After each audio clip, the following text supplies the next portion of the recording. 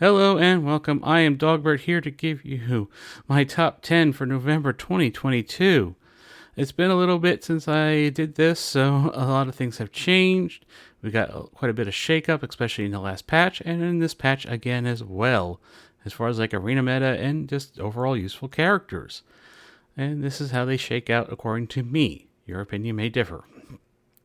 At number 10, I have Kestrel, absolutely vital for the skill raid. And as you can see, I've maxed out my Kestrel fully just to try to get her to survive. She is showing her age, and I do suspect we will get a skill raid team sometime next year, and that Kestrel may not be a part of that, more than likely. But she is still a formidable character in War, formidable character in Cosmic Crucible. You can still use her there.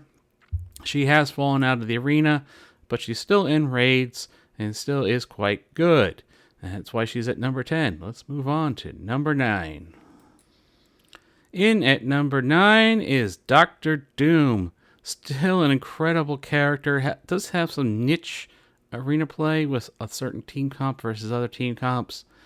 Unfortunately, has left the raids, but is still a very important part of Dark Dimension 5. For the global section, she is probably one of the better characters to bring. And of course, he's great in War. He's great in Cosmic Crucible. I use him personally to take out Gamma teams in Cosmic Crucible.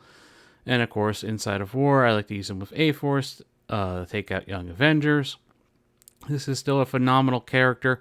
If you can use Doom, you use Doom. His ultimate probably still is the best in the game, in that it gives you 6 turns in a row. So if anybody asks, should I still build Doom? Well, he's still number 9 out of like almost 200 characters. We're at 180 something. I'm sure it's going to keep going up. He is still an amazing character. He is just not as amazing as he used to be, but he's still here in the top 10. So, moving on to number 8. In at number 8 is the oldest character on this list. A very old character now. She came out with Squirrel Girl and Beast originally. That's Emma Frost. Still seeing arena play, although that is starting to drop off now, thanks to some of the people above her now. I'm not even using her as much in the arena. There are certain team defenses I do use her against, but most part, not as much. Unfortunately, she's not really useful in the mutant raids, just because of the way they are. But, of course, we still use her in War anytime or anywhere, really even in Cosmic Crucible, where you just need to be a little bit faster than the other team and go first. That is her key ability. But let's not forget, she also does that mind control. She clears all the buffs when she does that, and she can clear all debuffs off your team. Still an amazing character, still going to be around for quite a while. Whether or not she'll be in the top 10 or top 20, that remains to be seen. But her stock has fallen, used to be up in the top 5, but she's down to number 8 now. Which brings us to number 7. And at number 7, we see how the mighty have fallen. Morgan Le Fay, formerly the best character in the game, has fallen all the way over here to number 7. Used to rule the arena. Now we're not even using her in the arena. She's supposed to be the queen of arena, yet she's not. But don't let this fool you. She is still an amazing character.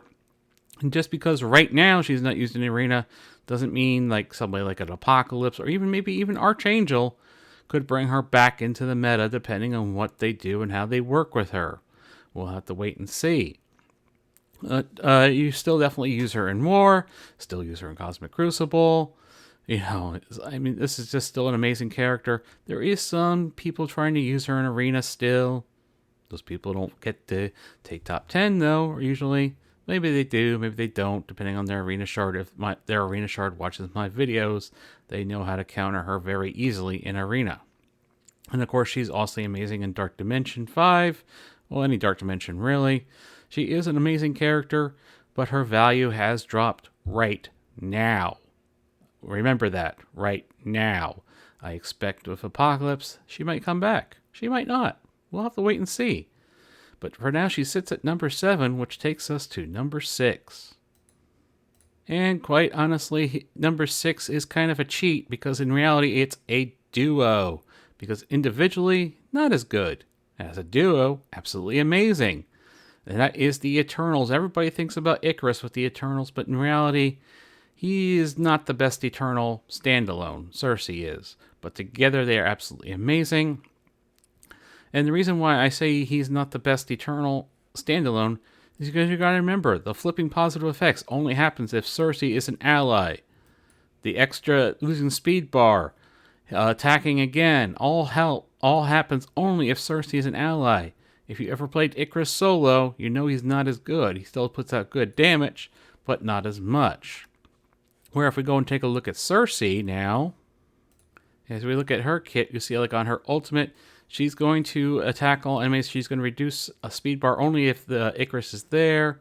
She only applies the speed up and stuff, but she does still clear the negative effects. She does flip the 3 positive effects if it's still in the arena or Dark Dimension by herself. So she still does this stuff a little bit better. Plus she has the stun. She has a little bit more control. She doesn't need Icarus to do a stun. She just gets better with Icarus. But overall, she is the better standalone character. But in reality, you're always going to be bringing them both. Now, why are they still up here? Well, they still have some use in the arena. They are getting pushed out finally. After a year afterwards, they're starting to get pushed out ever so slowly. They're still incredibly useful in Dark Dimensions. They are still incredibly useful in War, in Cosmic Crucible. They are still a top-tier duo, but they have fallen down to 6th, even combined. And of course, they're also incredibly useful in raids. I use them on my Mystic Raid team in Doom 3.4 to help make it a lot easier. But with all this being said, we need to move on to the top 5. In at number 5 is Rogue. Now, had I made this last patch, she would have been a lot higher. She dropped a little bit with this patch, but she is still an amazing character. I mean, my God, we're still ranking her at top 5.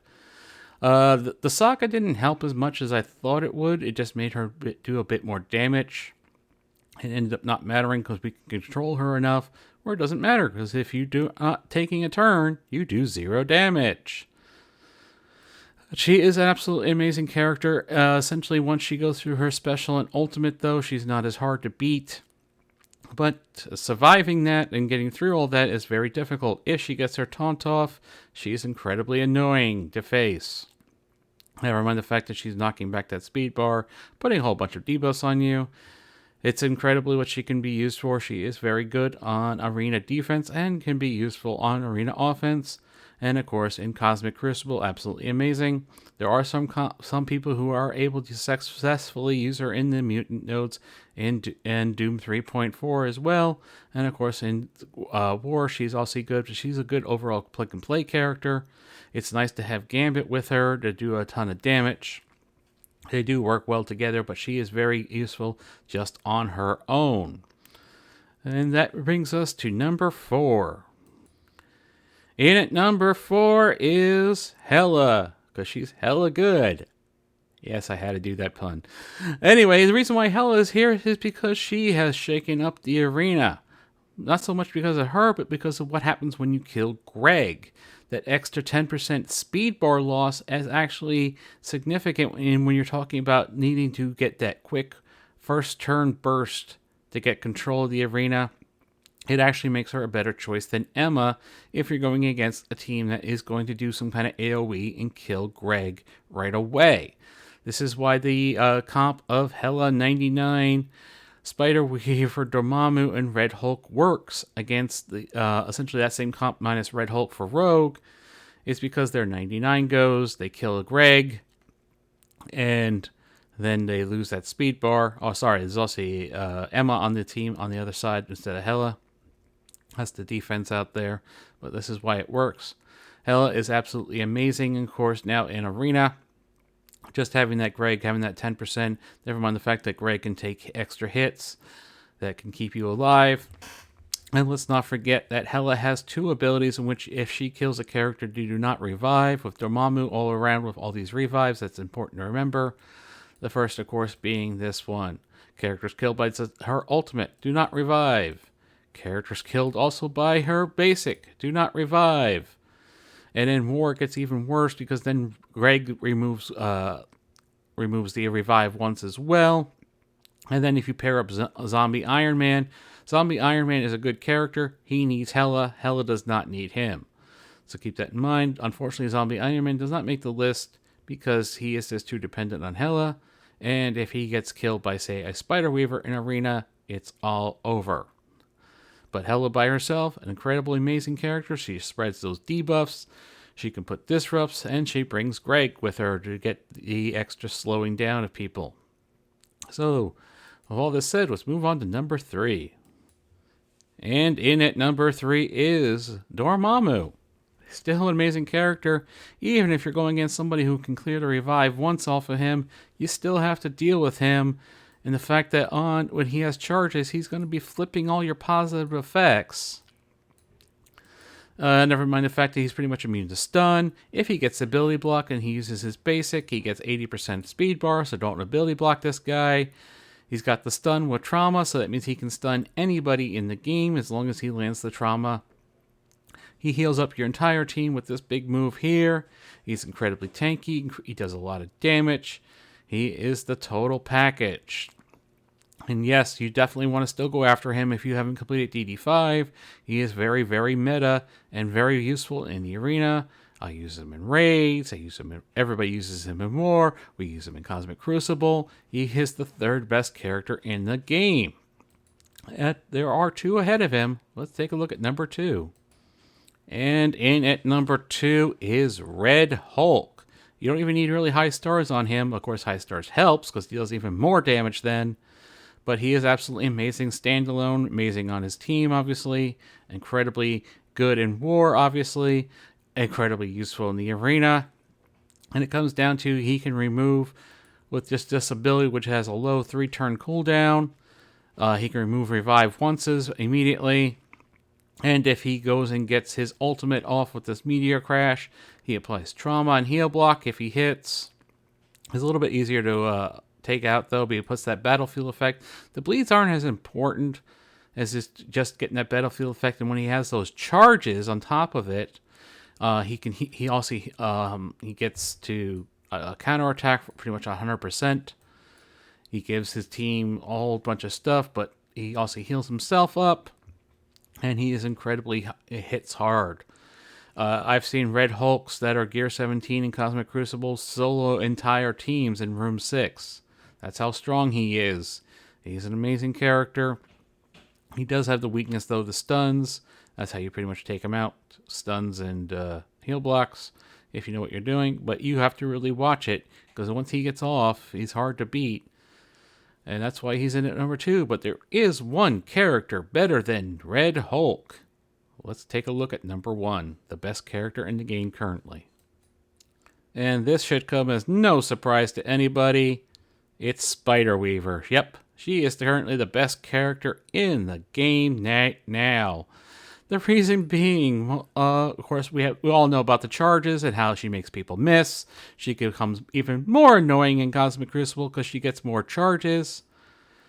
But never mind the fact that when you attack her or Tangled Web ally, she gets ability energy. She gets speed bar. My God. And here's the big thing. Enemies killed by this character cannot be revived. This makes revive once useless against her. That's why she can just take out a zombie Iron Man. He doesn't come back. Dormammu, who cares? If she kills them, they're gone. She does an incredible amount of damage. She can heal herself and her team. She gives out buffs.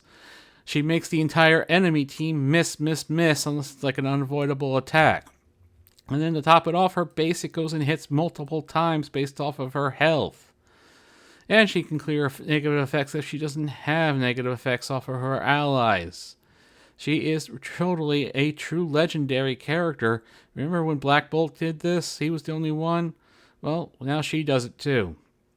This is how overpowered she really is. And she gets even better when you pair her up with 2099, because he helps speed her up and she speeds him up, making him the fastest character in the game. That's why that arena duo is still around. You can use Spider Weaver in raids. You can use her in war. You'll definitely use her in Cosmic Crucible. You'll definitely use her pretty much anywhere you can.